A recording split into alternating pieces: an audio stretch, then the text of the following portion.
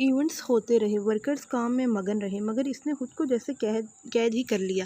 میم زرینہ کو طبیعت خرابی کا کہہ کر وہ مطمئن تھی۔ وہ کمرے میں رہتی اور وہی اپنے دل کا درد خود سے بانٹتی، حقیقت کو مجاز کے لیے مناتی اور پھر خود ہی شرمندہ ہو جاتی کہ وہ اپنے اللہ سے کیوں کر کسی نامحرم کی محبت مانگ رہی ہے۔ اور جب بہرام علی لان میں رکھی کرسیوں پر بیٹھتا، وہ بے اختیار کھڑکی کے پردے سے اسے دیکھتی رہتی۔ اخبار کتاب رسالے پڑھتے بس اسی پر نظر ٹکائے رکھتی۔ دل پہلے اختیار میں نہ تھا، اب تو باغی ہو گیا تھا۔ دل کرتا باہر جا اور بہرام علی کو بنا آنکھ جھپکے تکتی رہی، تب تک جب تک وہ اس کی محبت میں مبتلا نہ ہو جائے، تب تک جب تک وہ خود سے ہول اتار کر یہ نہ کہہ دے کہ آؤ فابیا کسی جھیل کے کنارے چلتے ہیں، اس کے پانی میں پاؤں لٹکائے من کی باتیں کرتے ہیں، صرف میں اور تم چلتے ہیں۔ مگر وہ فابیا کا خیال ہی تھا، فابیا اس کی نظروں سے اوجھل کیا ہوئی، وہ تو اسے بھول ہی گیا تھا۔ واقعی بہرام علی فابیا ملک کو بھول سکتا تھا کیا؟ واقعی ان کا ٹرپ ختم ہوا تو این جی او کے ورکرز واپس جانے لگے۔ فابیا بھی تیار ہو گئی۔ سب بسوں میں سوار ہو چکے تھے تو فابیا نے سنا کہ وہ سب سیر و تفریح کے لیے پارا جھیل پر کچھ دیر رکیں گے۔ وہ جانتی تھی کہ یہ بہرام علی کا فیصلہ تھا، مگر وہ چپ رہی۔ اب اسے کسی جھیل سے کوئی فرق نہیں پڑتا تھا۔ اسے فرق پڑنا چاہیے تھا، شاید نہیں، کیونکہ جھیلیں اس کی قسمت پر اچھا اثر نہیں ڈالتی تھیں۔ وہ ہر بار کچھ ایسا کر دیتی تھی کہ فابیا کے گرد اداسی چھا جاتی۔ اور پھر وہ اسکردو پہنچ گئی اور جب وہ بس سے اتری تو اس کی نظر اس جھیل پر پڑی تو وہ اور اداس ہو گئی۔ خوبصورت جھیل کی اداسی بھی عجب تھی، اندر تک محسوس ہوتی تھی۔ اسکردو والے اسے قدرتی اداس جھیل کہتے تھے کیونکہ یہ پہاڑوں اور یک طرفہ سبزے سے ڈھکی تنہا جھیل تھی جس کا پانی سبزی مائل نیلا تھا۔ وہاں سیاحوں کا گزر زیادہ نہ ہوتا تھا، اور کبھی جو تنہا اداس سیاح ادھر کو آ نکلتے اور اس جھیل کی روتی خوبصورتی دیکھتے تو اسے کہتے، سنو تم بھی تنہا ہو نا، میں بھی تنہا ہوں، اس لیے تمہارے پاس چلا آیا ہوں، میرا غم بانٹ لو، مجھے اس بچھوڑے کے درد سے مکتی دے دو۔ کیا تم ایسا کرو گی؟ مگر تم کیوں کر ایسا کرو گی؟ تم تو خود بھی اداس جھیل ہو، میری اداسی کیسے غائب کرو گی؟ مگر بتاؤ تو تم اتنی اداس کیوں ہو؟ آخر کیوں؟ اور بدلے میں اداس جھیل کا سبزی مائل پانی جوش مار کر کہتا، اگر میں اداس نہ ہوتا تو کیا تم میرے پاس آتے؟ میری اداسی میری تنہائی ہے، مجھے ڈھکے ہوئے یہ پہاڑ مجھے تنہا کر دیتے ہیں، اور مجھ پر سایہ کیے یہ خوبصورت درخت میرا غم اور بڑھا دیتے ہیں۔ مگر میں تمہارے لیے دعا کروں گا، اور جب دعا پوری ہو اور تم پر سے اداسی کے بادل چڑھ جائیں تو یاد سے تم میرے پاس چلے آنا اپنی خوشی سنانے، تاکہ میرا غم بھی کچھ کم ہو سکے۔ تو تم میرے پاس آؤ گے نا؟ یہ امید سے پوچھتی، مگر سننے والے پانی کی کہاں محسوس کرتے تھے، مگر اس کے غم کا احساس کیے بغیر روانہ ہو جاتے۔ اور جب وہ سیاح خوش ہوتے، جھیل کی دعائیں پوری ہو جاتی، تو وہ رتھی گلی، فنڈرڈ، پنجوسا اور سیف الملوک چلے جاتے۔ انہیں اداس ستج پارہ بھول جاتی، انہیں غم سے چھٹکارے کا دعا گو ساتھی بھول جاتا، وہ خوشیوں میں مگن ہو جاتے۔ مگر ست پارہ جس کے لیے دعا کرتی اسے ہمیشہ یاد رکھتی ہے، کیونکہ اداس جھیلوں کی یادداشت بہت اچھی ہوتی ہے۔ اور جب اداس جھیل پر غیر ملکی قافلے آتے تو وہ اسے حیرت سے تکتے، کیا اتنی خوبصورتی کے بیچ اداسی بھی ہو سکتی ہے؟ کیا روح کو تازہ کرنے والے باغ میں غمگین پھول بھی کھل سکتا ہے؟ اور وہ اس جھیل سے دور ہوتے ہوئے کہتے، ہاں، گلستان کا غمگین پھول کہتا ہے کہ مجھے بھی اپناؤ، میں بھی تمہاری زندگی کا حصہ ہوں، میں غم ہوں تو کیا ہوا؟ کیا تم مجھ سے دور بھاگ کر مجھ سے چھٹکارا پا سکتے ہو؟ نہیں، قطعاً نہیں، تو آؤ مجھے گلے لگاؤ، اور جب تم خوش ہوگے تو میں تمہاری خوشیوں کی مبارکباد دے کر ہنس کر تم سے جدا ہو جاؤں گا۔ مگر تم آؤ تو، زندگی بھی عجب ہے نا بچے، کبھی ذاتی گلی کی طرح گلابی خوشیوں کی حامل، کبھی غم، خوشی اور حسرت کے ترنگے پانی کا امتزاج، اور کبھی ست پارہ کی طرح خالص اداس۔ اور میں کہتی ہوں، ہمیں ان سب صورتوں سے بھاگنا نہیں چاہیے، کیونکہ یہ تینوں ہمارے جسم کا حصہ ہیں، اور بھلا جسم سے حصے بھی جدا ہو سکتے ہیں۔ سادہ شلوار قمیض میں سادہ شلوار قمیض میں ملبوس سر پر دوپٹہ اوڑھے وہ بالکل اس فابیہ سے الگ لگ رہی تھی جو چند دن پہلے یہاں آئی تھی۔ وہ خود کو خاک کرنے کے لیے تیار کر چکی تھی۔ اب وہ سب سے الگ جھیل کے ایک کنارے ایک طرف ٹھہری سبزی مائل پانی پر نگاہ جمائے کھڑی تھی۔ کچھ دور ایک سیاح سر پر کپڑا اوڑھے جھیل کے کنارے دور زانیوں میں بیٹھا، شاید وہ اس سے اپنا غم بیان کر رہا تھا۔ اس کی مدھم نم سرگوشیوں سے فابیہ کو معلوم ہوا کہ وہ رو بھی رہا ہے۔ اسے خود میں اور اس سیاح میں سب کچھ مشترک نظر آیا۔ اس کا دل چاہا وہ بھی اپنا غم اس جھیل کو سونپ دے، مگر وہ ایسا نہیں کر پائی۔ وجہ پیچھے سے سنائی دیتی آواز تھی جو ورکرز کی تھی۔ وہ اپنے راز کو راز ہی رکھنا چاہتی تھی۔ تبھی اسے کسی نے مخاطب کیا، کیا آپ جانتی ہیں اسکردو والے اسے اداس جھیل کہتے ہیں؟ وہ بہرام تھا جو تھوڑا دور اس کے پہلو میں آ کھڑا ہوا تھا، ایسے کہ اب وہ روتے سیاح کو نہیں دیکھ سکتی تھی۔ وہ چونک کر پلٹی، بہرام کو دیکھ کر جیسے شدت سے پھنسا ہو، مگر وہ جلد ہی خود کو سنبھال گئی۔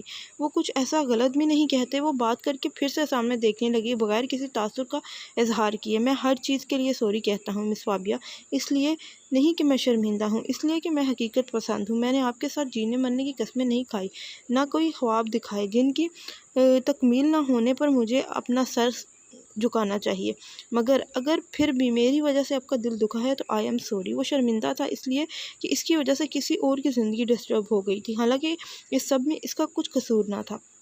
آپ کو سوری کہنے کی ضرورت نہیں ہے، میں نے اپنا دل کا معاملہ اللہ پر چھوڑ دیا ہے، وہی بہتر فیصلہ کرے گا۔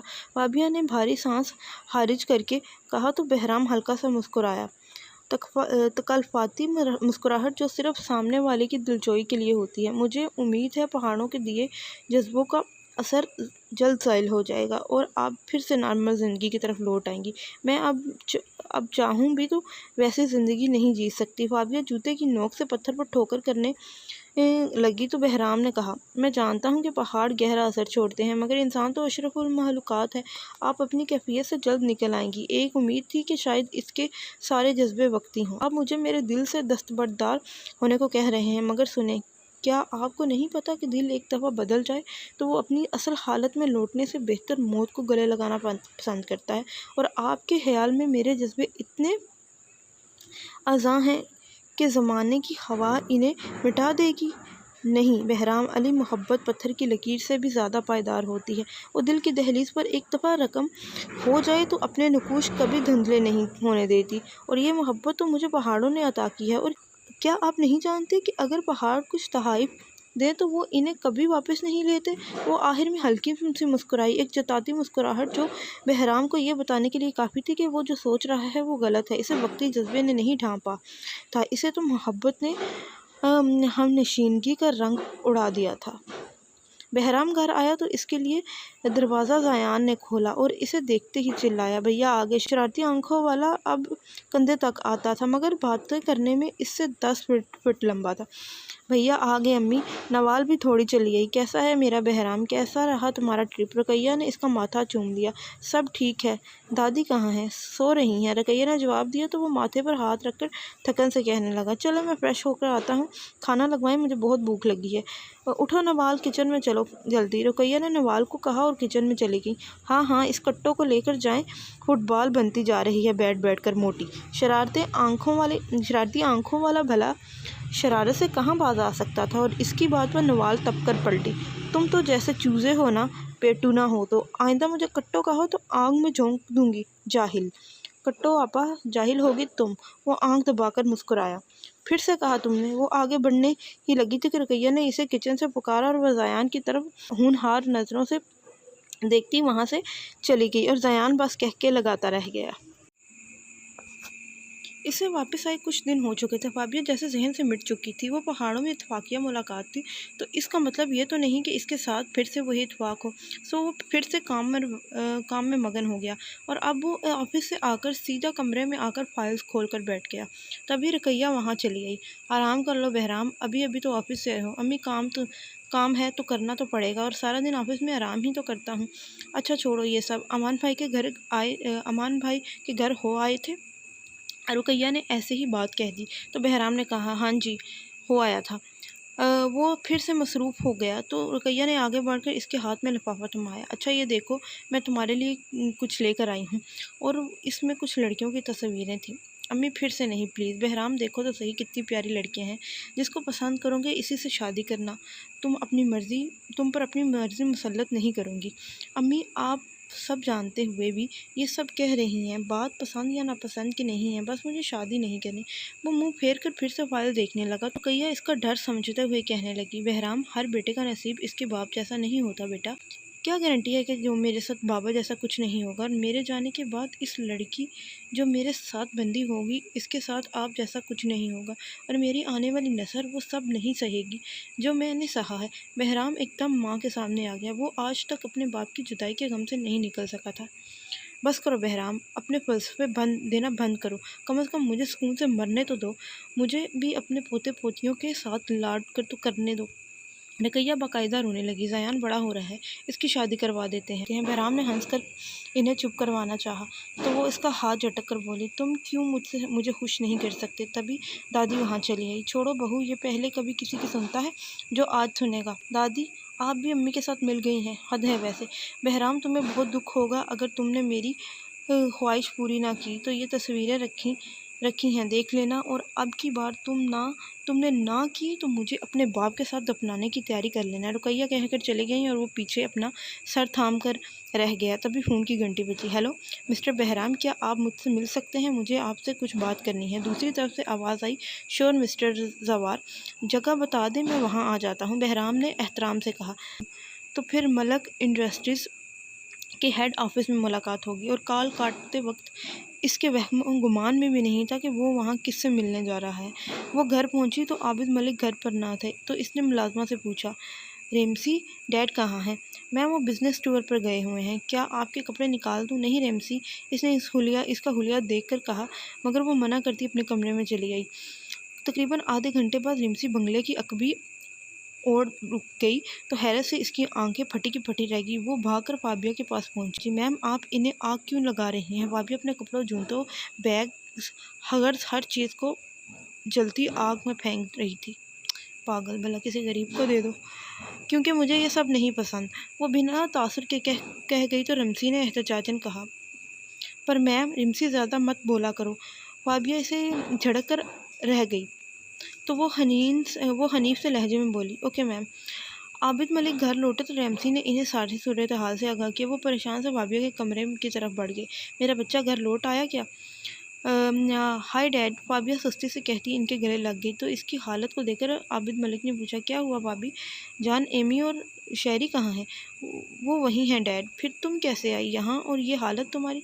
क्या हुआ है तुम्हें? इनकी परेशानी बढ़ गई, मगर फाबिया इनकी तरफ देखे बगैर बोली, डैड मुझे आपसे बात करनी है, आप बैठ जाएं प्लीज़। इसने आबिद मलिक को सोफे पर बिठाया और इनके घुटनों पर सर रखकर आंखें मूंदे कहने लगी, डैड वो बिल्कुल वैसा है जैसा मैं चाहती थी, वही शक्ल, वही पेजो हम, बिल्कुल वैसा जैसा मेरा आइडियल था। कौन भाभी जान? आबिद मलिक इसके बालों में उंगलियां फेरने लगे और इनकी इकलौती औलाद इन्हें ज़माने भर से अजीज़ थी। डैड वो मुझे पहाड़ों पर मिला। आपको पता है डैड, वो कहता है कि मैं इसके मेयार की नहीं हूँ। क्या वाकई डैड मैं इसके मेयार की नहीं हूँ? भाभी ने सर उठाकर बाप को देखा और इसकी आंखें बह रही थी। वो यकदम तड़पे। कौन बेवकूफ़ कहता है ये सब? डैड वो जो कहता है ठीक कहता है। आप दुआ करें ना मेरे लिए कि मैं इसके मेयार की हो जाऊं या फिर वो मेरे बराबर का। वो फिर से आंखें मूंद गई, मगर आंसू बहते रहे।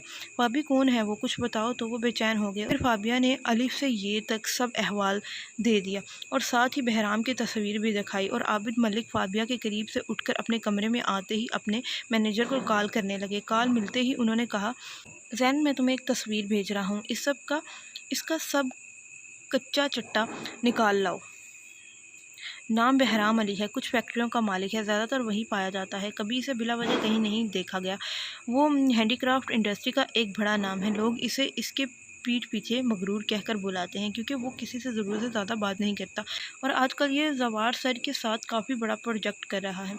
जैन की उधर से चलती ज़बान रुकी। और क्रिमिनल रिकॉर्ड? आबिद मलिक ने सिगार का कश लेकर कहा, क्लियर सर। कोई ऐसा काम जिसकी बिना पर इसे किसी मामले में फंसाया जा सके। इन्हें अपनी बेटी का रोना हजम नहीं हो रहा था। यकीनन इस लड़के ने इनकी मासूम बेटी को अपने जाल में फंसाया था और इसे इसकी सज़ा वो देकर ही रहेंगे, मगर इसकी कोई बात पकड़ में नहीं आ रही थी। नो सर, वो ऑल क्लियर है, मुझे तो इसके बारे में ऐसा कुछ नहीं मिला। ठीक है, तुम जाओ और जवार से कहो कि अपने इस सो कॉल्ड प्रोजेक्ट पार्टनर को लेकर आए, मुझे इससे ज़रूरी बात करनी है। आबिद मलिक गहरी सोच में डूब गए तो इनके मैनेजर ने कहा, ओके सर। जवार और बहराम आबिद मलिक के ऑफिस में बैठे थे। जब वो जवार से बात कर चुके तो उन्होंने कहा, चलो ठीक है, फिर मिलते हैं। जवार के साथ बहराम भी उठने लगा, जो बस ऐसे ही फजूल में बैठा रह गया था, ये सोचते हैं कि इन दोनों लोगों के बीच इसका क्या काम था। भला इसको उठते देखकर आबिद मलिक फ़ौरन बोले, परवरदार तुम कहाँ चले, ज़रा हमें अपनी हिम्मत का मौका तो दो। वो शशोपन का शिकार दोबारा कुर्सी पर बैठ गया और जवार जब वहाँ से चला गया तो जिससे वो कह चुके थे कि वो बहराम अली के साथ बिज़नेस करना चाहता है। तो आबिद मलिक ने कहा, मुझे जानते हो कौन हूँ मैं? मलिक इंडस्ट्रीज़ के मालिक। और कौन? बहराम ने कंधे उचकाए तो आबिद मलिक ने दांत पीस कर कहा, अच्छा, फाबिया मलिक को जानते हो? क्या मतलब? बहराम एकदम गड़बड़ा गया। वो बेटी है मेरी और तुम मेरी बेटी से दूर ही रहो तो अच्छा होगा। वो एकदम से इनके करीब चले आए तो बहराम ने सारा मामला समझते हुए कहा, मुझे नहीं, आपकी बेटी को मुझसे दूर रहना चाहिए मोहतरम। यही बात कहने की देर थी कि आबिद मलिक ने दोनों हाथों से इसका गिरबान पकड़ लिया। मेरी मासूम सी बच्ची को वरगला रहे हो तुम और अपनी चिकनी चुपड़ी बातों से। मगर वो ज़्यादा देर इसे अपने हाथों तले ना रख सके। इसने एक झटके में आबिद मलिक को दूर करते हुए कहा, आप मेरे बाप की उम्र के हैं, सो मैं आपका एहतराम करता हूँ, और रही आपकी बेटी तो इसे संभाल कर रखें। मुझे इससे कोई मतलब नहीं है, ना इंटरेस्ट है। इसे सिखाएं कि औरत कैसे रहती है। कम से कम मैं फाबिया जैसी किसी लड़की को वरगलाने का नहीं सोच सकता, क्योंकि मुझे ऐसी लड़कियों से शदीद चिढ़ है जो किसी भी राह चलते का बाजू थाम ले। वो कहकर मुड़ने ही लगा था कि सामने पत्थर हुई खड़ी फाबिया पर इसकी नज़र पड़ी। इसने नफरत बड़ी एक निगाह इस पर डाली और कॉलर झटक कर बाहर निकल गया। यकीनन वो सब सुन चुकी थी, जबकि आबिद मलिक फाबिया की इस गैर मुतवक्का आमद पर घबरा उठे थे। मगर इससे पहले कि वो कुछ कहते कि फाबिया कमरे से तकरीबन भागती हुई निकल गई और वो इसके पीछे भागे। फाबी, मेरी बात सुनो फाबी बेटा। वो खुद को कमरे में बंद किए बैठी थी और आबिद मलिक बाहर की तरफ से इसके दरवाजे से लगे ठहरे थे। क्यों डैड, किस लिए आपने ऐसा किया? मैंने आप पर भरोसा किया और आपने क्या किया? वो रो रही थी हिचकियों से और आबिद मलिक को लगा जैसे इनकी जान जा रही है। आई एम सॉरी फाबी जान, डैड की बात मानो, दरवाज़ा खोलो फाबी बेटा। डैड, वो मुझसे दूर भागता रहा अब तक, मगर आज आपने इसे मुझसे मुतनफ़र भी कर दिया। इसकी नम आवाज़ इसके बाप का कलेजा चीरने को काफ़ी थी। फाबी प्लीज़ दरवाज़ा खोलो, मेरा दिल फट जाएगा। प्लीज़ फाबी, रोना बंद करो। वो बेबस हो गए। डैड, आपने मेरी खुशी छीन ली। क्यों डैड, क्यों? आपको फाबिया अजीज़ नहीं? फाबिया बहराम अली के बगैर कुछ भी नहीं डैड, कुछ भी नहीं। फाबिया वो तुम्हें वो सब कुछ नहीं दे पाएगा जिसकी तुम आदी हो। आबिद मलिक बाहर ठहरे इश्क के मरीज़ को मुस्तकबिल से डरा रहे थे। मुझे इससे कुछ नहीं चाहिए डैड, फाबिया की रोंदी आवाज़ आई। फाबिया, वो तुम्हें खुश नहीं रख पाएगा तो मैं इसे खुश रख लूँगी डैड। और इसी बात ने आबिद मलिक के दिल में हल्की सी नरमी पैदा कर दी। इन्होंने गहरा सांस लिया और बोले, ठीक है, मैं बात करता हूँ बहराम से, तुम दरवाज़ा तो खोलो भाभी प्लीज़। वो कभी भी अब मेरी शक्ल नहीं देखना चाहेगा डैड। और अब आप बात करने की बात कर रहे हैं। वो शायद अंदर आंसू रगड़ रही थी। भाभी, मैंने इसकी आंखों में तुम्हारे लिए पसंदीदगी देखी है। आबिद मलिक ने झूठ बोल दिया। फाबिया को तकलीफ़ से बचाने के लिए जान भी दे सकते थे। ये तो फिर एक झूठ था और इस झूठ ने असर भी दिखाया और फ़ौरन बाहर निकली और हैरत भरी खुशी से बोली, क्या वाकई? कि देखो तो क्या हालत बना ली है अपनी तुमने। कुछ तो डैड का ख्याल करती भाभी। वो बेहतियार आगे बढ़कर इसके गले लग गए, मगर इसकी सुई वहीं अटकी रही। डैड, आप कुछ कह रहे थे ना? भाभी, वो मिडिल क्लास से ताल्लुक़ रखता है। मैंने इसको पूरा खंगाल मारा है, मगर इसमें ऐसा कुछ भी नहीं है। आबिद मलिक फिर से समझाने लगे तो वो चीख उठी, डैड, आप मुझे नहीं समझ सकते। क्या आपने मोम से मोहब्बत नहीं की जो आप मुझे नहीं समझ पा रहे? अब वो अपने बाल भी नोचने लगी थी तो आबिद मलिक ने इसे अपने हाथों से थाम कर कहा, भाभी मेरी जान, मुझे तुम्हारे मुस्तकबिल की फ़िक्र है। डैड, आप मेरी फ़िक्र मत करें, मेरे लिए बहराम की आंखों की पसंदीदगी ही काफ़ी है। क्या वाकई आपने इसकी आंखों में मेरा अक्स देखा था? क्या वाकई देखा था? वो हवा में नज़रें जमाए खुद कलामी करने लगी तो आबिद मलिक ने बेबसी से इसके तरफ देखकर कहा, मैं जवार की तरफ जा रहा हूँ। इसके ऑफिस में आज एक पार्टी है। बेटी के बाप थे और वो भी इकलौती कुल कायनात जहाँ برسے عزیز بیٹی، اور باپ ہمیشہ بیٹی کی محبت کے آگے ہار ہی جاتا ہے۔ اور عابد ملک کو بھی انا اسٹیٹس اور خودداری میں اپنی بیٹی ہی عزیز تھی۔ اگر وہ یوں خوش ہوتی تھی تو وہ اسے یوں ہی خوشی عطا کر دیں گے۔ وہ پرسوچ قدم اٹھاتے چل رہے تھے، یہ سوچتے ہوئے کہ اب انہیں کیا کرنا ہے۔ وہ پارٹی میں پہنچے اور ادھر ادھر کی باتیں کرنے کے بعد بولے، زوار بہرام کیسا لڑکا ہے؟ اچھا ہے، کافی سلجھا ہوا ہے اور کم گو ہے، مگر تم کیوں پوچھ رہے ہو؟ ویسے ہی، آج پارٹی میں نہیں آیا؟ عابد ملک نے ہلکے سے مسکرا کر پوچھا۔ ابھی مجھ سے مل کر گیا ہے۔ چلو ٹھیک ہے، تم مہمانوں سے ملو۔ وہ آگے بڑھے، انہیں بہرام کو ڈھونڈنا تھا۔ وہ انہیں مل ہی گیا تھا، ایک کیبن کے باہر ٹھہرا، وہ موبائل پر بات کر رہا تھا۔ کیسے ہو برہودار؟ بہرام چونک کر پلٹا، انہیں دیکھا، ماتھے پر شکنیں پڑیں، موبائل جیب میں ڈالا اور عام سے لہجے میں بولا، کم از کم کل سے اچھا ہوں، مگر الفاظ میں کہیں نہ کہیں طنز ضرور تھا۔ مجھے تم سے بات کرنی ہے۔ معذرت، مگر مجھے نہیں کرنی۔ بہرام جانے لگا تو عابد ملک نے اسے پیچھے سے کہا، میں نے سنا ہے تمہارا گھر بار فیکٹریاں سب کچھ گروی رکھا ہوا ہے۔ اس کے قدم رک گئے۔ وہ کیوں اسے بتا رہے تھے یہ سب؟ اور پھر وہ وہیں سے پلٹ کر جواب دینے لگا، بڑے پروجیکٹ کے لیے چھوٹے چھوٹے کام تو کرنے ہی پڑتے ہیں۔ یہ زوار کا آفس ہے، چلو یہیں بیٹھ کر بات کرتے ہیں۔ عابد ملک نے سامنے موجود دروازے کی طرف اشارہ کیا تو وہ الجھن زدہ ہو کر ان کے پیچھے ہو لیا۔ فابیہ تمہیں پسند کرتی ہے، تم جانتے ہو کیا؟ میرے خیال میں آپ بھی یہ سب جانتے ہیں۔ بہرام نے عابد ملک پر چوٹ کی تو وہ کہنے لگے، میں چاہتا ہوں تم فابیہ کو عزت دو، وہ کہتی ہے تم اس کی خوشی ہو تو سو اسے خوشی دو۔ میں آپ کا ملازم تو نہیں ہوں جو آپ کے حکم کی تعمیل کرتا پھروں۔ مجھے اب اجازت دے۔ اٹھ کھڑا ہوا تو عابد ملک نے اونچی آواز میں کہا، اگر زوار اپنا پروجیکٹ پلان کینسل کر دے تو جانتے ہو کیا ہوگا؟ اسی بات پر بہرام کے قدم پتھر ہو گئے اور وہ سختی سے پلٹا۔ زوار سر ایسا کچھ نہیں کریں گے، وہ یار ہے میرا اور وہ میری بات نہیں ٹالتا، عابد ملک نے جتا کر کہا تو بہرام علی ہلکا سا مسکرایا۔ خوش فہمی ہے آپ کی عابد ملک، وہ کہہ کر جانے ہی لگا تھا کہ پیچھے سے آواز آئی، ہیلو زوار، زمان انٹرسٹڈ کے ساتھ تیرے جو بھی پروجیکٹ ہیں وہ میں ہینڈل کرنا چاہتا ہوں، تمہیں کوئی اعتراض تو نہیں؟ عابد ملک نے کسی اور کمپنی کا نام دیا۔ مجھے کیا اعتراض ہوگا، چاہے تو سارے پروجیکٹ ہینڈل کر لے۔ اوپن اسپیکر سے زوار کی آواز آئی اور عابد ملک نے بہرام کی طرف جتاتی مغرور نگاہ ڈالی، چلو تم پارٹی انجوائے کرو، پھر بات کرتے ہیں۔ آپ ایسا کیسے کر سکتے ہیں؟ بہرام تیزی سے بڑھتے ان کے قریب آیا اور وہ ان کا سارا کھیل سمجھ رہا تھا، وہ کیا چاہتے تھے اور کیا کرنے والے تھے۔ میں کیوں نہیں کر سکتا ایسے؟ عابد ملک نے کہا، اور اسی وقت ایک ملازم ان کے لیے ایک کولڈ کافی لے کر آیا جو پہلے ہی آرڈر کر چکے تھے، اور ان کے جانے کے بعد بہرام نے سختی اور غصے سے کہا، آپ چاہتے کیا ہیں؟ تمہیں پتہ ہے اگر زوار نے پروجیکٹ پلان تم سے ریٹرن کر لیے اور تم نے جو بینک سے معاوضے لے کر گھر اور فیکٹریاں گروی رکھی ہوئی ہیں، پروجیکٹ کینسل ہونے پر لون ادا نہ ہونے کی صورت میں وہ سب بینک کی پراپرٹی میں چلی جائے گی اور تم واپس سے کنگال ہو جاؤ گے۔ میں چاہتا ہوں کہ تم فابیہ یا غربت میں سے کسی ایک چیز کو چنو، اور مجھے امید ہے تم غربت نہیں چنو گے۔ عابد ملک کی بات سیسا پھیلائی دیوار کی طرح اس کے اندر اتر گئی، پل بھر میں اس کی زندگی کی محنت ضائع ہو جاتی، پھر وہی سب کچھ ہوتا جو پہلے ہوتا رہا ہے کہ زیان اور نوال کا چہرہ اس کی آنکھوں کے سامنے گھوم گیا۔ ماں کے آگے رکھی مشین پھر چلنے لگی۔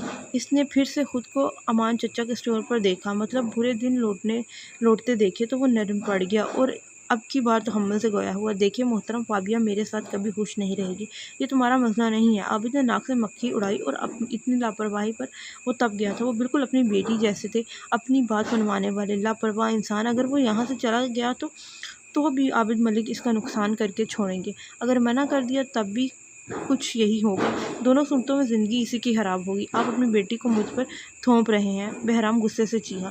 میں نے آج تک تم جیسا خوش قسمت بیوقوف نہیں دیکھا جو مجھ جیسے بلینئر کا داماد بننے پر بھاؤ کھا رہا ہو۔ عابد ملک نے ہنس کر اس پر چوٹ کی، آپ کا داماد بننے سے اچھا ہے میں بیوقوف ہی رہوں۔ بہرام اٹھ کھڑا ہوا، ابھی وہ دروازے تک پہنچا ہی تھا کہ پیچھے سے آواز آئی، سوچ لو، مجھے 2 دن میں جواب دینا چاہیے، ورنہ کیا کریں گے آپ؟ غصے کی وجہ سے اس کی آواز سخت ڈر آئی تھی۔ میں کچھ نہیں کروں گا تو یہ تو زوار کرے گا، اور جو کرے گا تمہارے لیے کافی ہوگا، عابد ملک نے پرسکون انداز میں کہا اور میز پر رکھی کولڈ ڈرنک کولڈ کافی اٹھا لی اور میز پر رکھی کولڈ کافی اٹھا لی۔ بہرام نے ہینڈل پر ہاتھ رکھا مگر دروازہ کھول نہیں سکا۔ وہ برا پھنسا تھا، بہت برا۔ آگے کنواں تھا تو پیچھے کھائی تھی اور فابیا اس کے لیے پل کی مانند تھی جس کا سہارا لے کر وہ اس مصیبت سے نکل سکتا تھا۔ اس نے ایک گہری سانس لی اور کمرے میں پلٹتے ہوئے سنجیدگی سے کہا، بلائیں مولوی کو اور میں ابھی نکاح پڑھوانا چاہتا ہوں۔